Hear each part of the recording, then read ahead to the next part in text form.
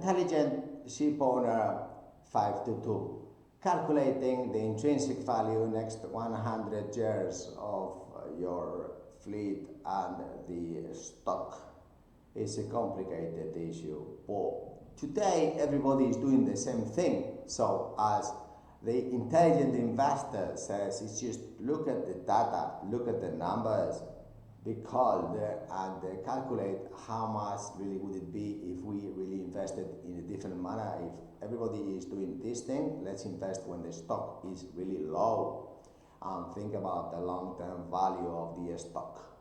And should we be the intelligent ship owner, we will think about then, do we need these policies of the past of Asian crew if the ship's trade in the Mediterranean?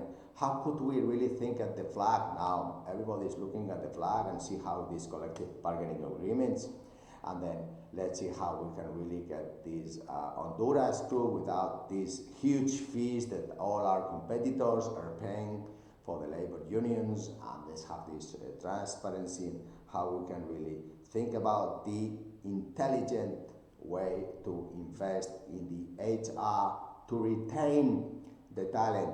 It's a very easy job. You just need to have the right call, mindset, calculus, and really use the calculator, use the brain. Where is the stock moving? Which companies have the biggest value and the brand? How many have invested so much in the brand, like Coca-Cola and Candina, 126 years here? Do seafarers trust Candina? Then same thing as Coca-Cola. Yeah. So if you are the intelligent ship owner, think about us, because we are direct and we can really have these lowest fees. Like Berkshire Hathaway has the lowest fees ever. Why? Because we are both investors in the long term. Dear ship owner, that's the intelligent ship owner.